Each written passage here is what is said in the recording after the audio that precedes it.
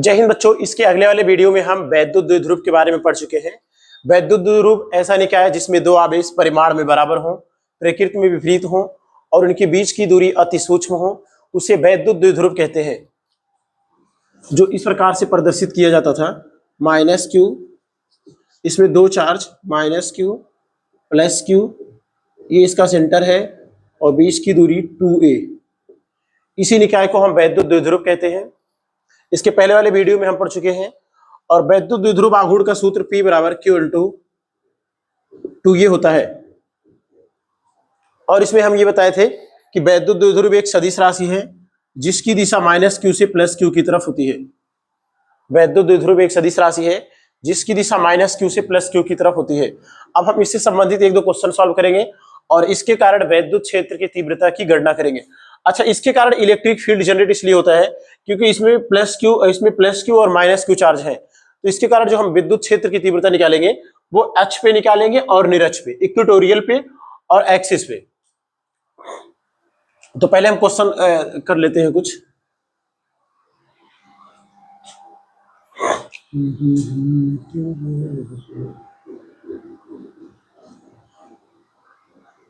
ये एक्स अक्ष वाई अक्ष है, ये इसका मूल बिंदु है। एक बिंदु ये है, इस पर प्लस 2q आवेश है।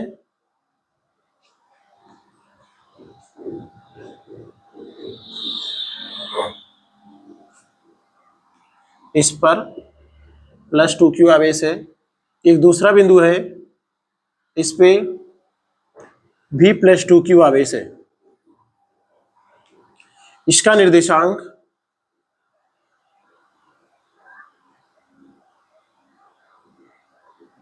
b,0 है और इसका निर्देशांक 0,b है।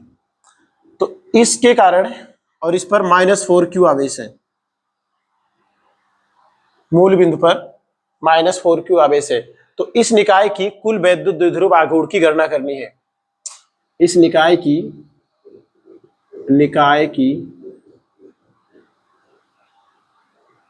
कुल विद्युत द्विध्रुव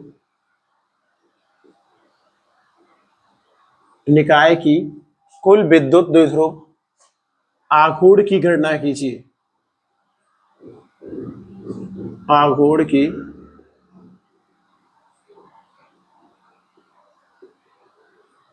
गणना कीजिए। तो इस निकाय की कुल वैद्युत द्विध्रुव आघूर्ण की गणना हमें करनी है।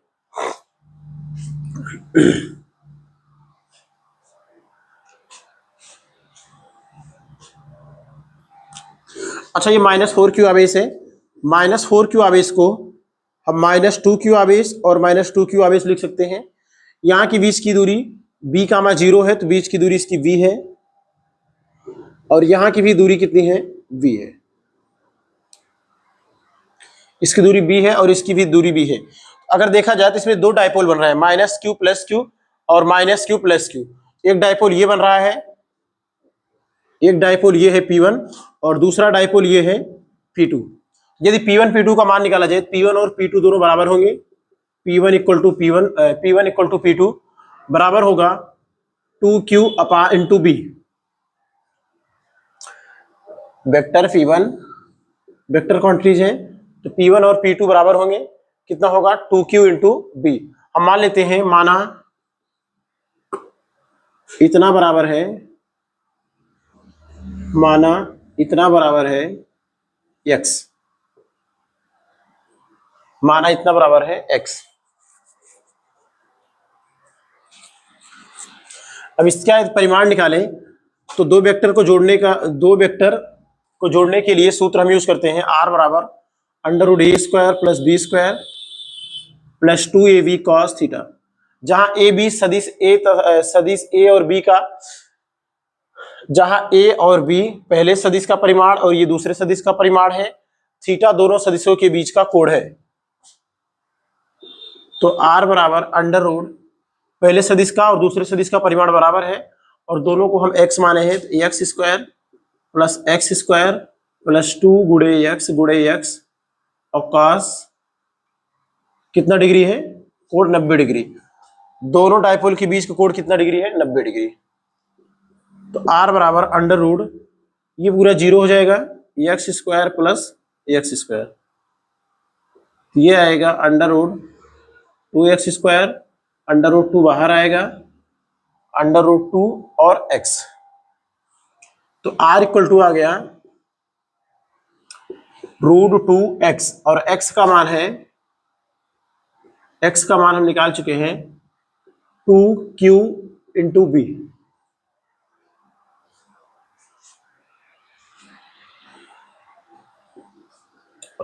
ये वैद्युत द्विध्रुव आघूर्ण का परिमाण है और इसका डायरेक्शन ये होगा 45 डिग्री पे। यदि दो सदिश परिमाण में बराबर हो और उनके बीच कोण 90 डिग्री हो तो उसकी डायरेक्शन जो होगी कहा जाएगी बीच से, मतलब 45 डिग्री। सदिश ए से भी 45 डिग्री और सदिश बी से, मतलब इस वाले सदिश से भी 45 डिग्री और इस वाले भी सदिश से कितना? 45 डिग्री। वेक्टर P2 से भी 45 और वेक्टर P1 से भी 45। यदि दो सदिश परिमाण में बराबर हो और बीच का कोण 90 डिग्री हो तो उनका परिणामी बीच से होकर जाता है, ये उनका परिणामी है, और परिणामी का जो डायरेक्शन है P2 के साथ कितना डिग्री है? 45 डिग्री, और P1 के साथ भी 45 डिग्री हुआ।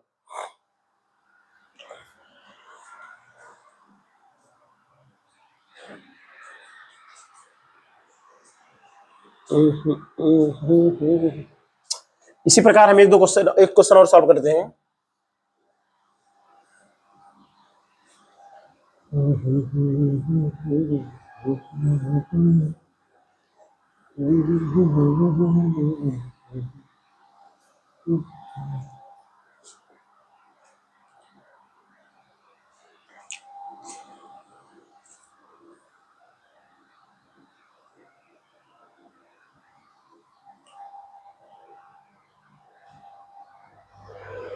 ये एक समबाहु त्रिभुज है, ये कोण 60 अंश है और ये भी कोण 60 अंश है। इनके बीच की दूरी a है और इसके तीनों कोने पर इस पर -3q आवेश रखा है, इस पर +5q आवेश रखा है और इस पर -2q आवेश रखा है, प्लस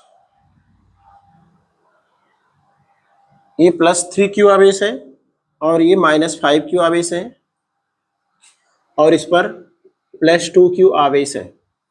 तो इस निकाय का संपूर्ण वैद्युत द्विध्रुव आघूर्ण या कुल वैद्युत द्विध्रुव आघूर्ण की गणना करनी है। इस निकाय की कुल वैद्युत द्विध्रुव आघूर्ण की गणना करनी है।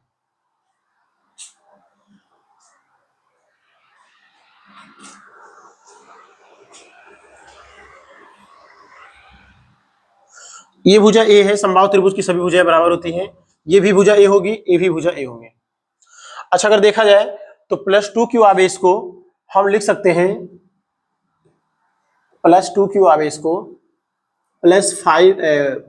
-3q और +5q आवेश लिख सकते हैं, क्योंकि 5q में से 3q जाएगा, 2q बचेगा। तो इसको हम डायपोल बनाने के लिए इसको -2q को तोड़ लेते हैं +5q में और -3q में। तो एक डायपोल का निर्माण यहां हो गया, एक डायपोल का निर्माण यहां हो गया। ये देखो -q से +q, ये डायपोल P1 हो गया और ये है -q से +q, एक डायपोल ये हो गया P2।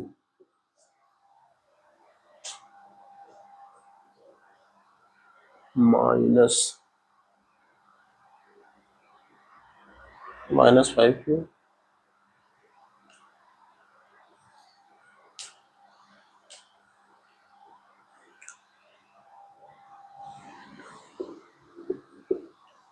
एक डायपोल ये हो गया -q से +q, इसका डायरेक्शन इधर होगा, और एक डायपोल ये हो गया -q से +q, इसका डायरेक्शन P2 ये होगा। तो P1 यदि P2 का मान निकाले तो P1 इक्वल टू होगा, P1 इक्वल टू होगा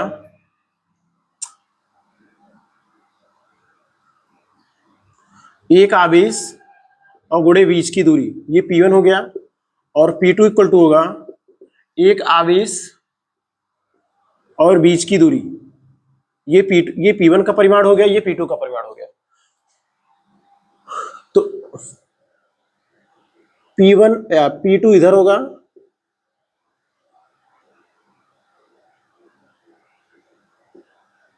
P2 का डायरेक्शन ये होगा, और P1 का डायरेक्शन देखा जाए तो P1 का डायरेक्शन ये होगा, ये P1 का डायरेक्शन है।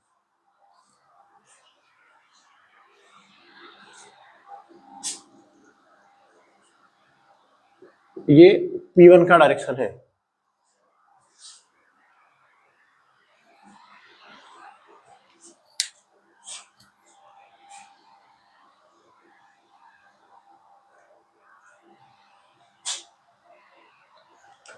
तो यदि इनके बीच कोण हम देखें तो इनके बीच कोण 120 अंश होगा, क्योंकि यदि हम इसको पूरा बढ़ाएं ऐसे डॉट डॉट, ये कोण 60 डिग्री होगा और टोटल यहां से 180 होगा, तो 60 गया, इतना बचेगा 120, ये कोण कितना होगा 120। तो पहला एक सदिश P1 है और एक सदिश P2 है, एक सदिश P1 है और एक सदिश P2 है, इनके बीच कोण 120 अंश है। तो इनका परिमाण कैसे निकालेंगे, इनका परिमाण होगा R बराबर under root a square plus b square plus 2ab cos theta. तो R बराबर अंडर रूट ए का मान है किसी के ये है, ए जो है ये सदिश P1 का परिमाण है और B2 जो है ये सदिश P2 का परिमाण है। तो ए कितना है 5q इंटू ए का whole square plus 3q into a का होल स्क्वायर प्लस 2 गुणे 5q गुणे 3q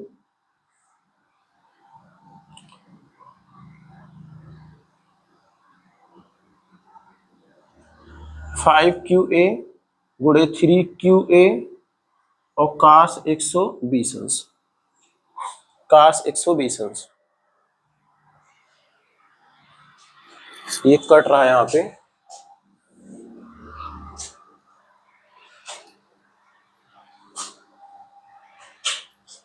इसका हम परिमाण निकाल लेते हैं। R बराबर under root a square plus b square plus 2ab cos theta.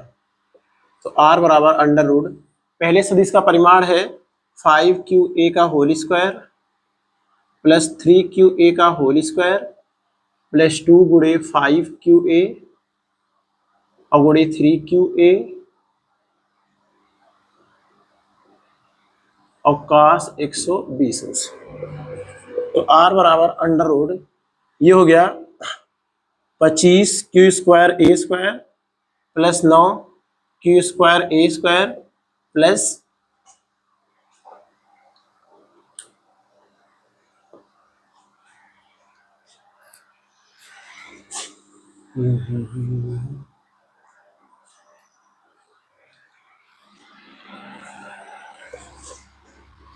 तो R बराबर अंडर रूट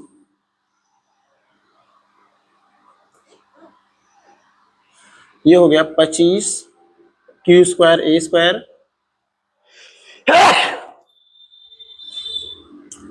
प्लस ये हो गया 25,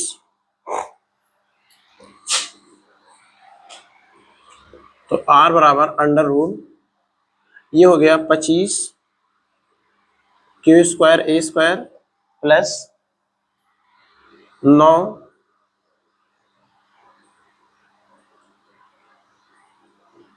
q square a square plus 2 गुणे ये 5 तिहाई 15 और q स्क्वायर ए स्क्वायर और cos 120 अंश का मान होगा -1/2, 2 से 2 कट गया और इसका गुणा होगा तो माइनस होगा। तो R बराबर under root 25q square a square और plus 9 a square q square होगा 25 और 9 34 q square a square minus plus minus minus होगा 15 q स्क्वायर ए स्क्वायर। तो अंडर रूट 34 में से 15 गया 14 14 में से 5 गया 9 और 2 में से 1 गया 19 क्यू स्क्वायर ए स्क्वायर। यदि इसे रूट से निकाला जाए तो अंडर रूट 19 क्यू इंटू ए, ये हो गया पूरे सिस्टम का परिमाण।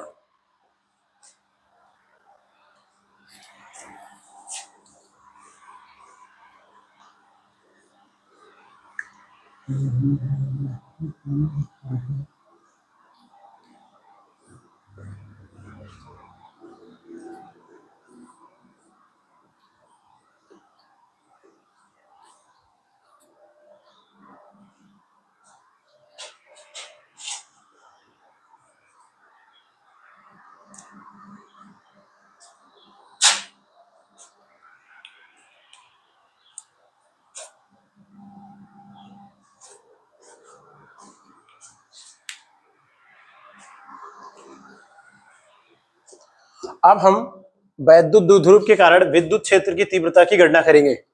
विद्युत द्विध्रुव के कारण विद्युत द्विध्रुव के कारण विद्युत क्षेत्र की तीव्रता।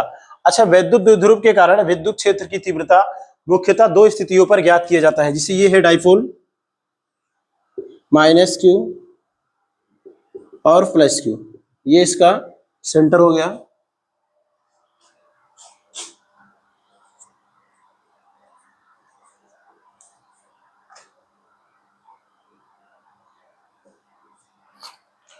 एक डाइपोल है, ये इसका सेंटर हो गया माइनस क्यू से प्लस क्यू, और बीच की दूरी इसकी कितनी है 2a। तो ये इसका अक्ष कहलाता है, ये वाला पॉइंट इसका अक्ष है। एक तो हमें यहाँ पे इलेक्ट्रिक फील्ड निकालना है, ये इसका एक्सिस है, और एक यहाँ इलेक्ट्रिक फील्ड निकालना है, ये इसका इक्वेटोरियल या निरक्ष है। तो पहले हम अक्ष पे विद्युत क्षेत्र की तीव्रता की गणना करेंगे, फिर उसके बाद निरक्ष पर विद्युत क्षेत्र की तीव्रता गणना करेंगे। अच्छा, इसमें प्लस क्यू और माइनस क्यू चार्ज है, तो चार्ज के कारण ही इलेक्ट्रिक फील्ड होता है, उसी की हमें गणना करनी है। तो पहले हम अक्ष पर निकाल लेते हैं, उसके बाद निरक्ष पर निकालेंगे।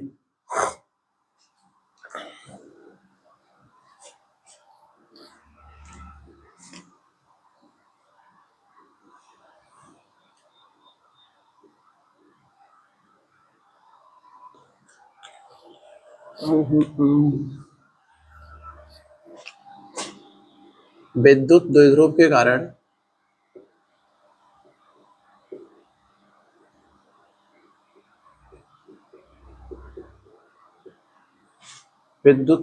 के कारण अक्ष पर या अच्छी स्थिति भी बोल सकते हैं, अक्ष पर विद्युत क्षेत्र की तीव्रता की गणना कीजिए। अक्ष पर विद्युत क्षेत्र, अक्ष पर विद्युत क्षेत्र की तीव्रता की गणना कीजिए।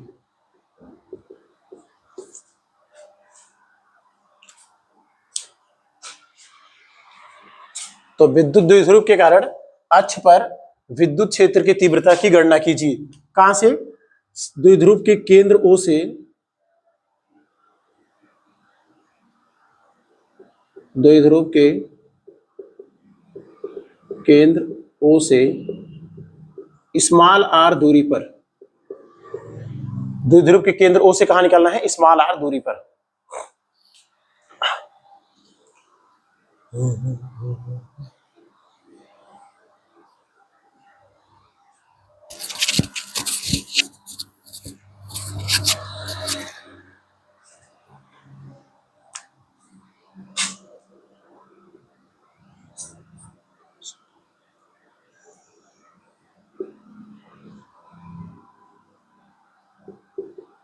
ये एक डाइपोल है,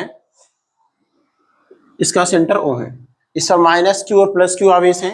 अच्छा, इनके बीच की दूरी 2a है। हम इसको आधा आधा यदि माने, आधा a हो जाएगा यहां से यहां तक, और यहां से यहां भी कितना हो जाएगा ये, और ये इसका अक्ष होगा, ये इसका क्या है? अक्ष। इसके अक्ष पर ही हमें क्या निकालना है? विद्युत क्षेत्र की तीव्रता।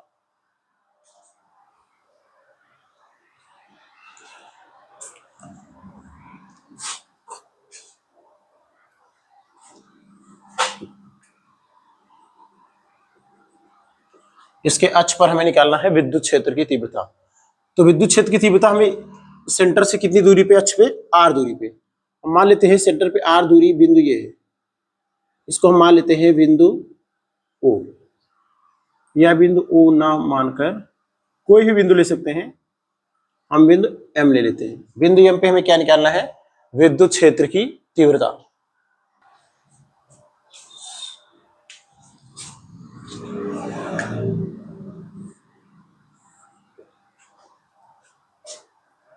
जिसकी द्विध्रुव के केंद्र O से कितनी दूरी है, r दूरी। अच्छा, यदि हमें इस आवेश के कारण इस बिंदु पर विद्युत क्षेत्र की तीव्रता चाहिए तो हमें डिस्टेंस पता होना चाहिए, क्योंकि हम जानते हैं कि यदि एक बिंदु आवेश है, यदि एक बिंदु आवेश Q है तो इससे r दूरी बिंदु P पे, इससे r दूरी बिंदु, यदि एक Q आवेश है तो इससे r दूरी बिंदु P पर विद्युत क्षेत्र की तीव्रता होगी EP बराबर KQ बटा R स्क्वायर। इसी सूत्र का हम इसमें उपयोग करेंगे, तो उसके लिए हमें डिस्टेंस पता होना जरूरी है। तो इस वाले आवेश से यदि यहाँ की डिस्टेंस देखा जाए तो यहां से यहां तक दूरी r है, तो यहां से यहां तक दूरी इसका होगा r माइनस ए, r माइनस ए। और यहां से यदि डिस्टेंस देखें तो यहां से यहां तक दूरी r है और इतनी दूरी a है, तो डिस्टेंस होगा r प्लस ए, ये दूरी होगा r प्लस ए। अच्छा, विद्युत क्षेत्र की तीव्रता की दिशा पता करने के लिए हम यहाँ एक परीक्षण आवेश रखेंगे। तो इस आवेश के कारण परीक्षण आवेश उधर भागेगा, तो इसके कारण इलेक्ट्रिक फील्ड की दिशा इधर होगी। ये हम मान लेते हैं पहला आवेश है और ये दूसरा आवेश है,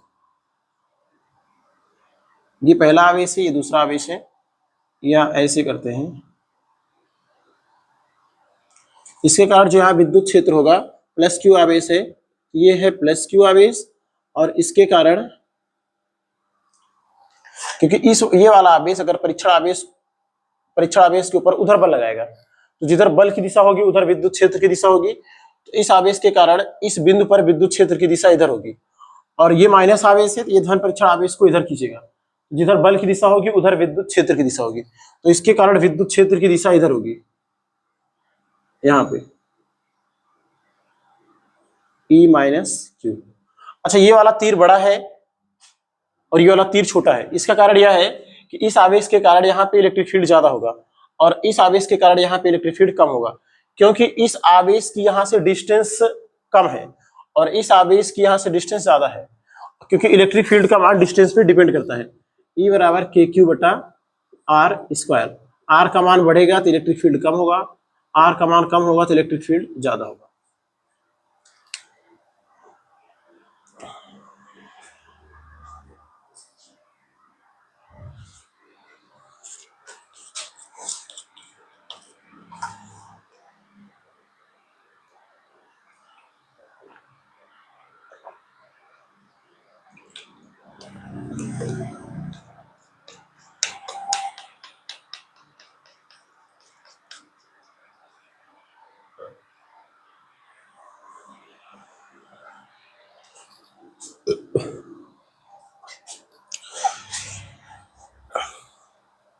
तो अब हम इलेक्ट्रिक फील्ड निकालते हैं, पहले प्लस क्यू आवेश के कारण बिंदु M पर और फिर उसके बाद माइनस क्यू आवेश के कारण। तो प्लस क्यू आवेश के कारण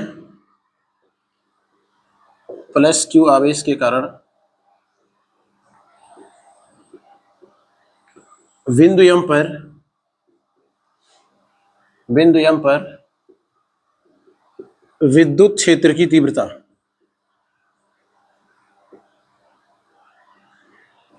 क्या होगा, E plus Q equal to KQ upon R square. KQ और डिस्टेंस कितना है, प्लस क्यू से इस वाले बिंदु का डिस्टेंस है R माइनस ए का होल स्क्वायर, समीकरण 1। इसी प्रकार माइनस क्यू आवेश के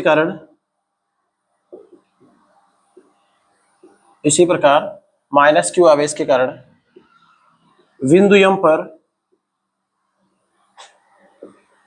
विद्युत क्षेत्र की तीव्रता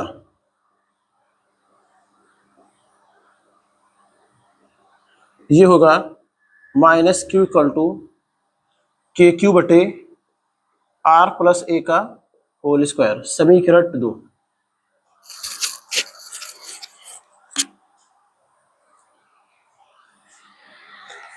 तो माइनस क्यू आवेश के कारण इलेक्ट्रिक फील्ड इतना होगा और प्लस क्यू आवेश के कारण इलेक्ट्रिक इतना होगा। अच्छा, ये डायरेक्शन देखा जाए तो इसका डायरेक्शन यहाँ पे प्रदर्शित किया गया है। प्लस क्यू आवेश के कारण जो इलेक्ट्रिक फील्ड है इसका डायरेक्शन ये है और माइनस क्यू आवेश के कारण जो इलेक्ट्रिक फील्ड है इसका डायरेक्शन ये है। तो अब यदि नेट इलेक्ट्रिक फील्ड निकाला जाए ई नेट, तो ई नेट जो होगा, अच्छा जब दो सदिश का परिमाण चाहे जो हो और यदि वे विपरीत दिशा में काम कर रहे हो तो उनके परिणामी को घटाकर निकाला जाता है। यदि दो सदिश का परिमाण कुछ भी हो और यदि वे विपरीत दिशा में है तो उनका परिणामी घटाकर निकाला जाता है। उसमें से उस सदिश को माइनस करते हैं जो ज्यादा होता है और उसको घटाते हैं जो जिसका मान कम होता है। अच्छा, अब ई नेट बराबर होगा दो सदिश परिमाण में, दोनों सदिश का परिमाण ये है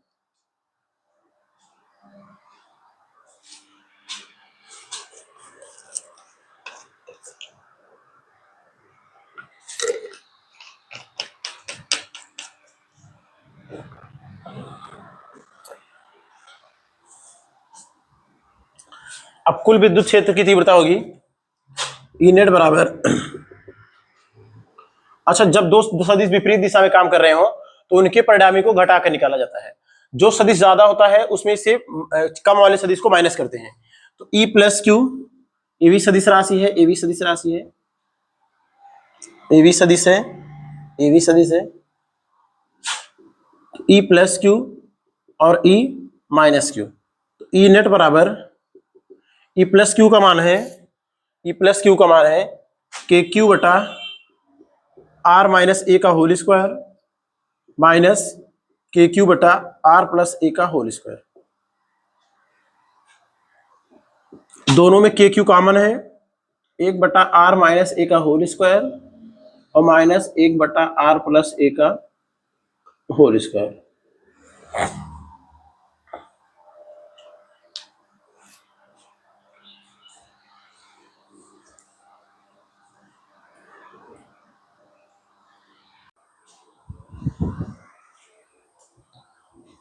तो ई नेट बराबर के क्यू, इसका एलसीएम होगा आर माइनस ए का होल स्क्वायर और आर प्लस ए का होल स्क्वायर। क्रॉस मल्टीप्लाई होगा तो ये जाएगा आर प्लस ए का whole square minus r minus a का होल स्क्वायर।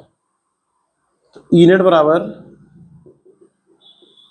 के क्यू, इसका एलसीएम होगा R square minus A square का होल स्क्वायर, ये इसका गुणा करेंगे, R square minus A square का होल स्क्वायर होगा।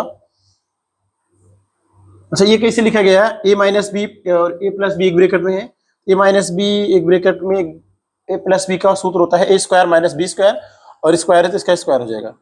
अच्छा, यदि हमें प्रूफ करना है कि ये कैसे आ गया तो इसको वर्क करके यदि हम गुणा कर देंगे तो इतना आएगा। इसको चेक कर सकते हो करके, इसका ए प्लस बी को होल स्क्वायर में तोड़ लेंगे, R square plus A square plus 2RA minus R square plus A square minus 2RA। E net बराबर K Q R square plus A square plus 2RA, minus से गुणा होगा तो minus R square minus A square और plus 2RA बटे R square minus A square का whole square. R square से R square cut गया, ए स्क्वायर से ए स्क्वायर और 2RA कितना होगा 4RA।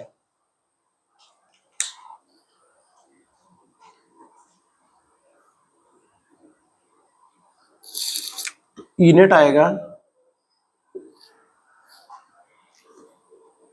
Equal to K Q गुणे 4RA बटे R square minus A square का होल स्क्वायर। अच्छा, इसे हम ऐसे भी लिख सकते हैं, ई नेट बराबर के क्यू इंटू 2a और into 2r upon R square minus A square का होल स्क्वायर।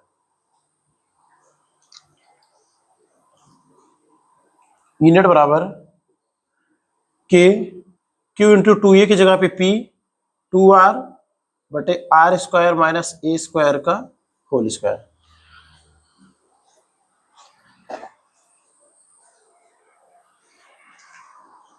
ये यहां पे कट रहा है।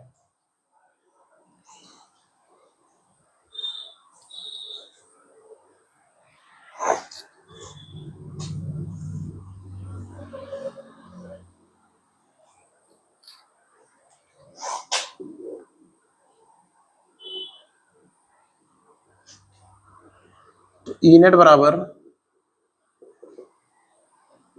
के क्यू इंटू 2a की जगह पे p लिख सकते हैं इंटू 2r बटे R square minus A square का होल स्क्वायर।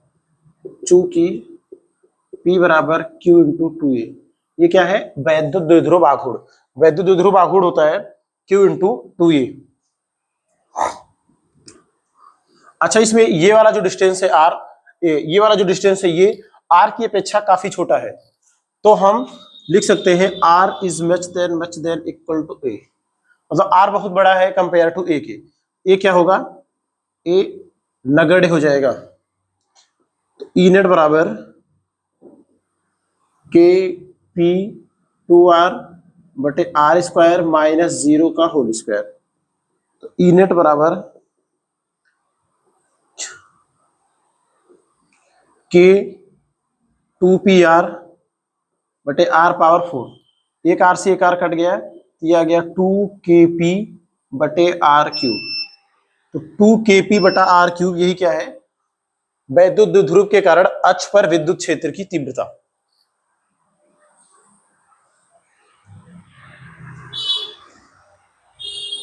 यदि इसे सदिश फॉर्म में लिखें, देखो नेट इलेक्ट्रिक फील्ड की जो दिशा है, नेट इलेक्ट्रिक फील्ड की दिशा इधर है और डायपोल की दिशा भी इधर ही है।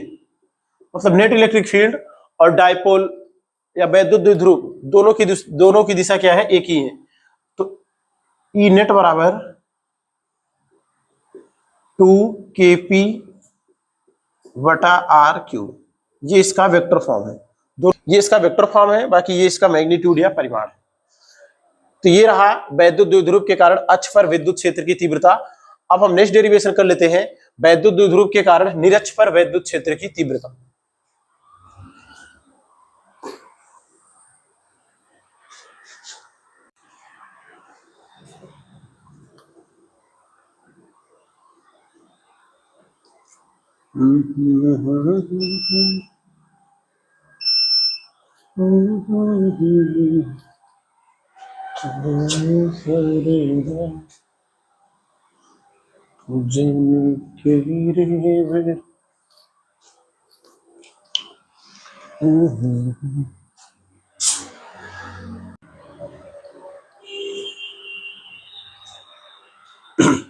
अब हम विद्युत द्विध्रुव के कारण निरक्ष पर विद्युत क्षेत्र की तीव्रता की गणना करेंगे।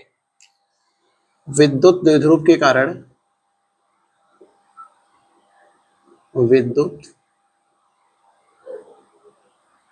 द्विध्रुव के कारण विद्युत द्विध्रुव के कारण निरक्ष पर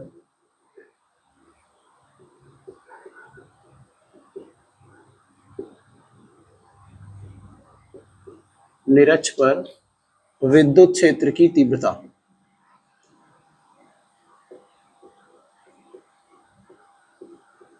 निरक्ष पर विद्युत क्षेत्र की तीव्रता द्विध्रुव के केंद्र O से, द्विध्रुव के केंद्र O से स्मॉल r दूरी पर, स्मॉल r दूरी पर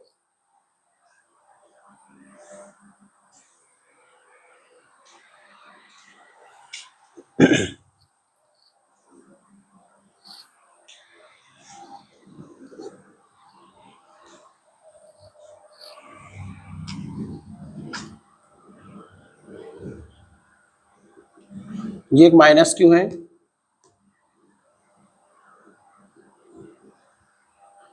और ये एक प्लस क्यू है।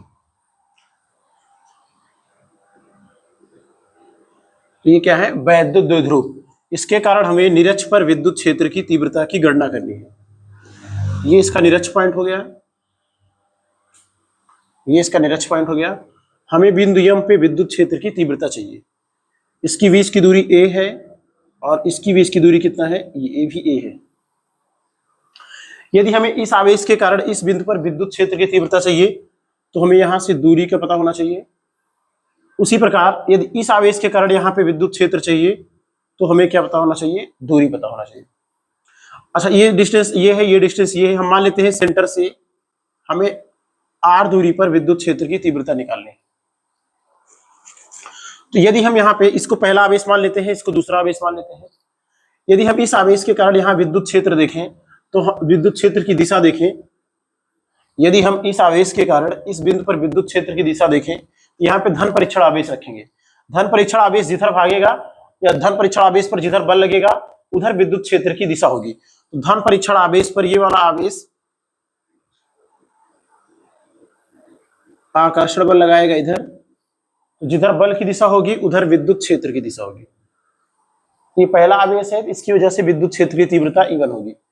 ये प्लस क्यू आवेश है, ये इसको रिपल करेगा, प्रतिकर्षण बल लगाएगा, जिसकी वजह से ये इधर भागेगा। ये विद्युत क्षेत्र की तीव्रता क्या हो गया, E2।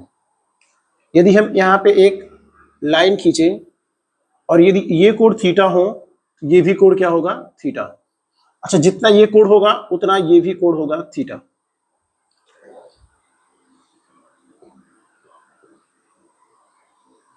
अच्छा, विद्युत क्षेत्र क्या है, सदिश राशि है। जब कोई सदिश कोण पर कार्य करते हैं या कोण पर रहते हैं तो उनका घटक लिया जाता है और दोनों घटक एक दूसरे के लंबवत होते हैं।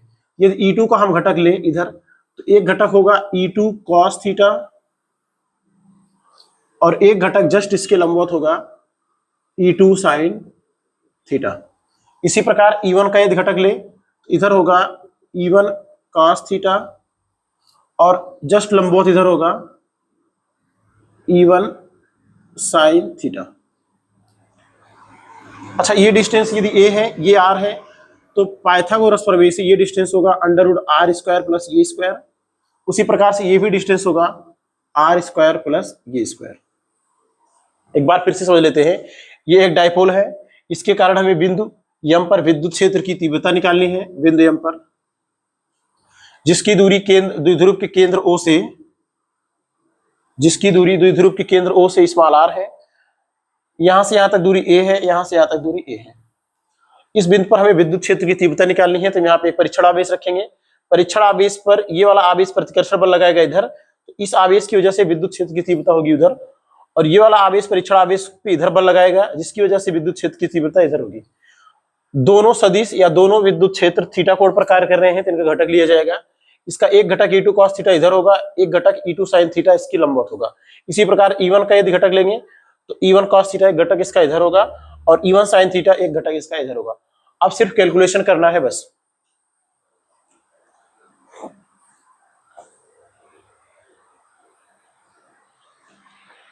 अच्छा, इसमें यदि E1 E2 का मान निकाला जाए, E1 का मान होगा KQ बटा R स्क्वायर। E1 यही है, KQ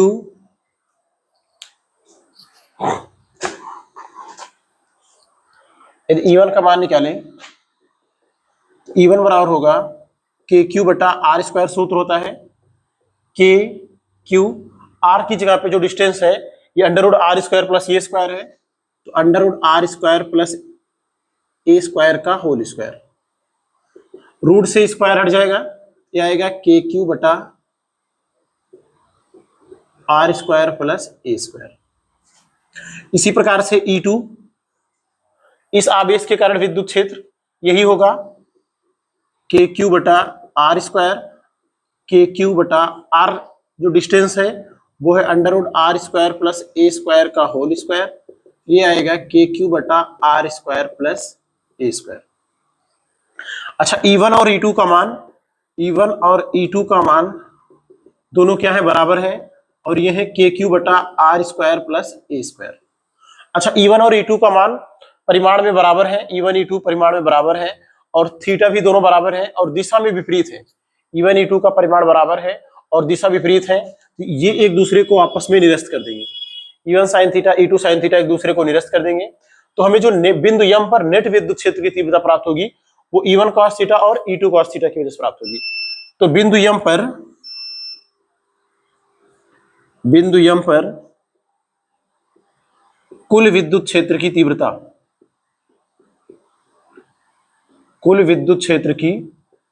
तीव्रता, क्या होगा? E नेट बराबर E1 cos थीटा और E2 cos थीटा। क्या होगा? E1 cos theta plus E2 cos theta. तो E नेट बराबर E1 E2 का मान बराबर है KQ बटा R square plus A square cos theta plus E2 का मान है KQ बटा R square plus A square into cos theta. अच्छा, ये दोनों वैल्यू सेम है, जुड़ने के बाद ये दोनों जुड़ जाएंगे।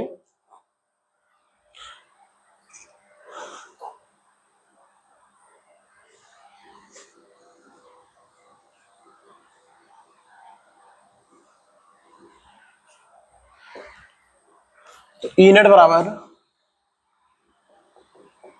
2KQ बटा R square plus A square into cos theta, यही है। अच्छा, यहां पे हम अगर कॉस थीटा का मान निकालें तो कॉस थीटा बराबर यहां से कोण के सामने भुजा लंब होगा और ये आधार होगा, 90 डिग्री के सामने भुजा कर्ण होगा। तो कॉस थीटा बराबर होता है आधार बटे कर्ण। आधार है A और कर्ण है R स्क्वायर, कर्ण है under root R square plus A square. तो कॉस थीटा का मान यहां रख देंगे। E नेट बराबर 2KQ बटा R square plus A square और रूट कॉस थीटा का मान रखेंगे तो A बटे under root R square plus A square. तो E नेट बराबर 2KQ इंटू A बटे R square plus A square, और ये रूट में है तो इसको R square plus A square की पावर 1/2 लिख सकते हैं इक्वल टू। अच्छा, इसे हम KQ इंटू 2A लिख सकते हैं और ये इसका पावर 1 है, इसका पावर 1 है, तो टोटल की पावर 3/2 होगा।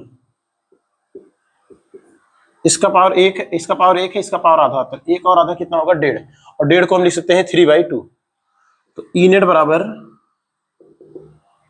K, अच्छा इसका मान होगा P, क्योंकि Q इंटू 2A वैद्युत द्विध्रुव आघूर्ण होता है, क्योंकि P equal to Q into 2A। KP बटा R square plus A square का पावर 3/2। अच्छा, यहाँ पे देखो तो A बहुत छोटा है और A के कंपैरिजन में R काफी बड़ा है, तो R बड़ा है तो A को हम नगण्य मान लेंगे। R बहुत ज्यादा बड़ा है A से, A क्या होगा? A नगण्य होगा। मतलब A के स्थान पे हम क्या रखेंगे? 0। A के स्थान पे क्या रखेंगे? 0।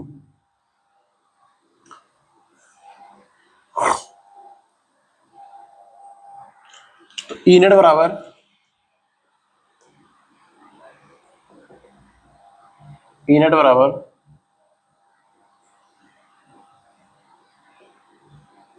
KP बटे R स्क्वायर प्लस 0 की पावर 3/2।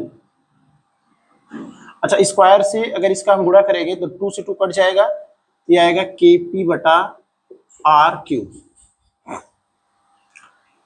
अरे R स्क्वायर में से 0 गया तो R स्क्वायर बचा और ये पावर 3/2, इसका इसमें गुणा हो जाएगा तो KP बटे कितना होगा? 2 से 2 कट जाएगा R क्यूब।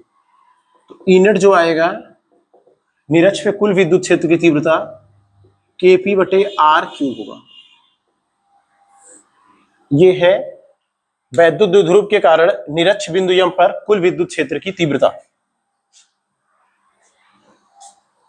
अच्छा, यदि इसका सदिश रूप लिखा जाए तो डायपोल का जो डायरेक्शन है -Q से +Q की तरफ, डायपोल का डायरेक्शन ये है और नेट विद्युत क्षेत्र की जो दिशा है वो इधर है। तो नेट विद्युत क्षेत्र की दिशा और वैद्युत द्विध्रुव आघूर्ण दोनों अपोजिट साइड में है। यदि इसे हम वेक्टर फॉर्म में लिखें तो वेक्टर ई बराबर माइनस के पी बटे आर क्यूब।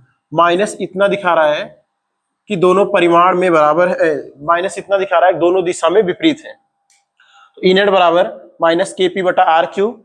तो वैद्युत क्षेत्र का जो परिमाण होगा के पी बटा आर क्यूब, और दोनों पी और ई दिशा में विपरीत है, इसलिए क्या लिखा गया है माइनस। बस इस वीडियो में इतना ही। आगे हम इसके आगे के नेक्स्ट टॉपिक अगले वीडियो में बात करेंगे। तब तक के लिए पढ़ाई करते रहिए। All the very best.